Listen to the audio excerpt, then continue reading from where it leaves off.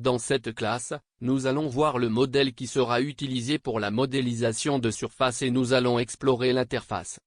Naviguer sur le bureau et connaître les outils de création et d'édition de surface.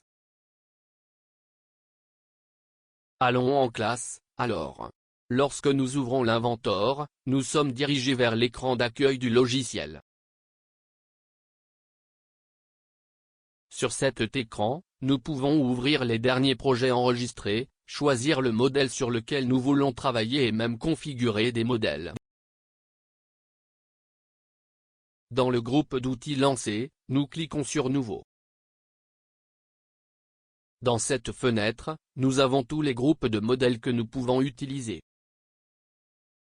Nous allons travailler sur le système métrique, puis cliquer sur Métrique pour activer les modèles configurés pour ce système.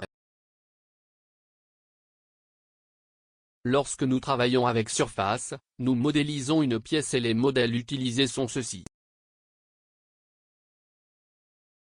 Voir que nous avons un modèle spécifique pour créer des plaques et le motif pour les pièces en général. Pour le système métrique, Inventor fournit les modèles déjà configurés selon la norme DIN, ou configurés au millimètre de manière plus complète. Nous allons utiliser le modèle standard IPT, donc nous allons modéliser en millimètres et le fichier enregistré aura l'extension IPT. Voir que nous avons été dirigés vers le bureau 3D, l'onglet 3D modèle, où vous pouvez trouver les outils pour créer et éditer surface. Avant d'en parler, nous parlerons du processus de création d'une surface.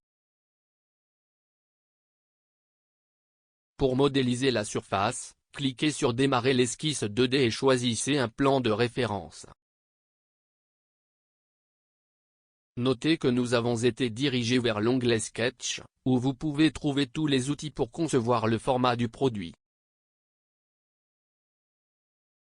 Notez que ce sont les mêmes outils que nous utilisons pour la modélisation des solides.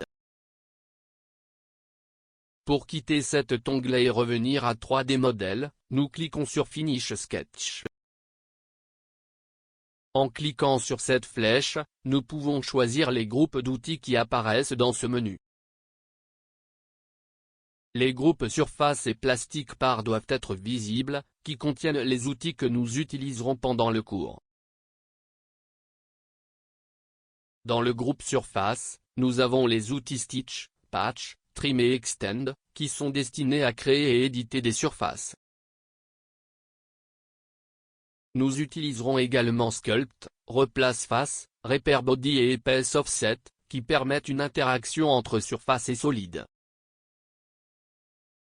D'accord. Nous concluons cette leçon où nous connaissons le modèle que nous utiliserons pour modéliser les surfaces, l'environnement de travail et les outils de création et d'édition de surface.